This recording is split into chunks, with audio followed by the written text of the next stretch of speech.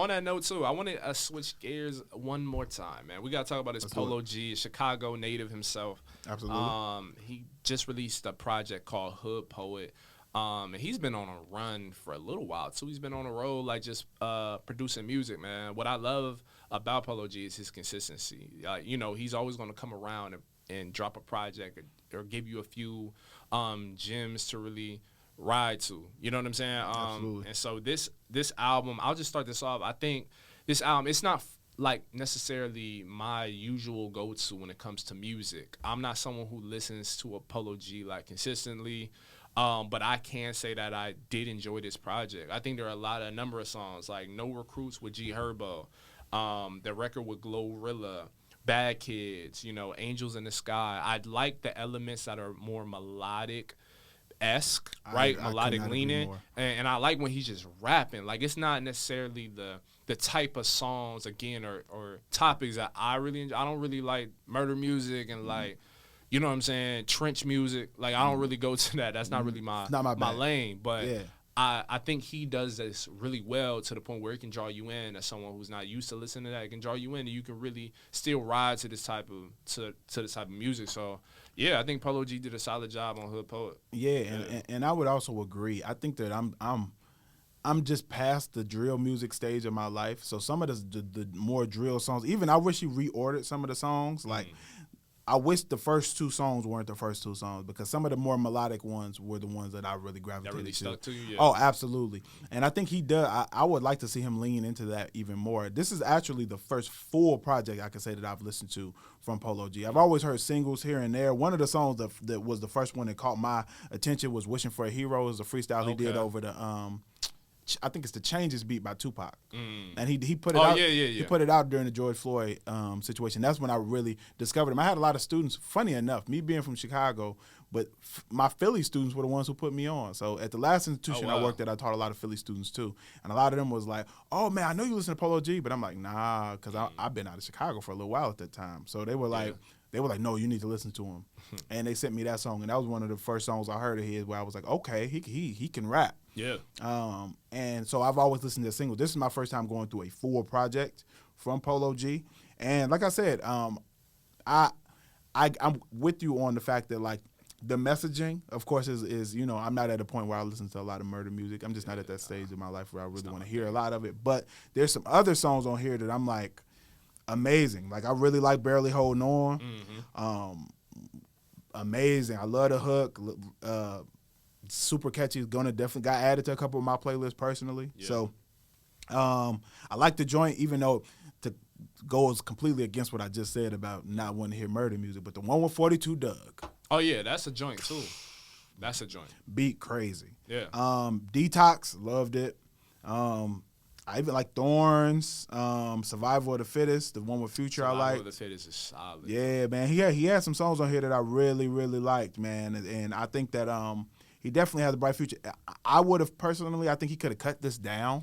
Definitely could have cut it down. There's some songs that just sound too similar. I don't know if that's like a common critique he or other artists in that lane receive, but some of them kind of like, I like albums that are cohesive, that meld together from track to track, but it felt like at times, especially towards the middle, it felt like they were just too similar, especially because the topics themselves are really similar. But so I feel like maybe if you would have cut it down, we would have had a little bit of more differentiation between certain tracks. Yeah, and the one I'm talking about, the freestyle that he had put out over the Tupac beat, Changes, that lets me know that he has the ability and capability of rapping about a lot of different issues, and just a lot of different topics in general, not even necessarily social issues, but just topics in general. Sure. And I would like to see artists like him just test themselves more as far as what they're rapping about, because I think that a lot of these artists, they don't necessarily, they kind of just stick to what got them famous.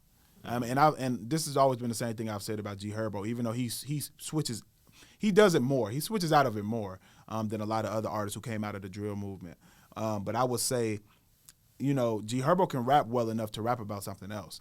And I think that that's one of the things that I'd like to see more of that class of rappers just push themselves a little further to rap about different stuff. You don't just have to rap about what got you famous. And I think a lot of people feel pigeonholed because they're like, well, I built this audience just rapping about this drill stuff. Are they still going to want to listen to my music if I start talking about something else? And I think that's a battle that a lot of artists face in general, even outside of hip hop. I built an audience with this type of music, and a lot of them are just afraid to experiment. And I think like an artist that had that fight was the Baby for a while, because like when he was really after Suge and everything else, I remember on his his major label debut, he kind of like he tried to switch it up a bit. Or maybe it was his second album, but whatever project it was, he tried to switch it up because he heard the rumblings that, yo, all your songs sound the same. You have the same flow, or you do the same with this. And so he switched it up, and it didn't hit quite the same or as much as he anticipated. And so he's now kind of going back to that. I think a lot of factors in between obviously kind of slowed up his progress. You know what I mean? We don't have to speak on that. We kind of know. But, and I feel like certain artists are capable of switching up.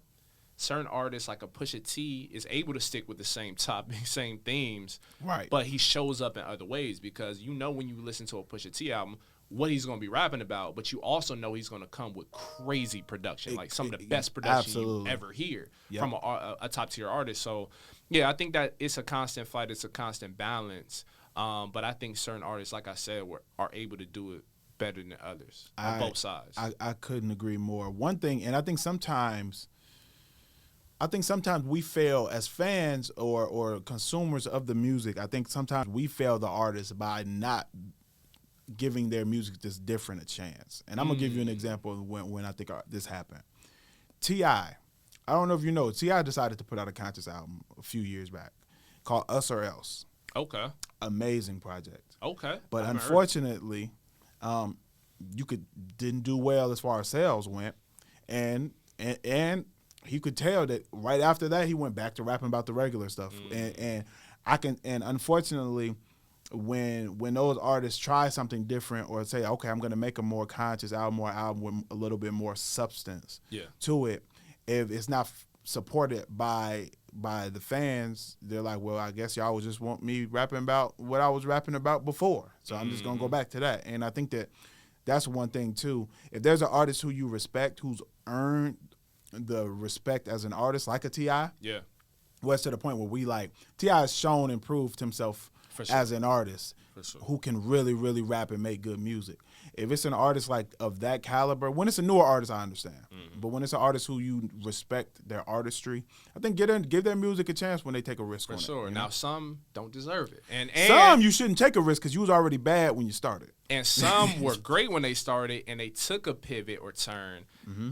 An example I use is Common's Electric Circus. Okay, brother? Now, you can't make water for chocolate and then make electric circus. You heard what I'm saying? But, but we respect Common. That was a wild pivot.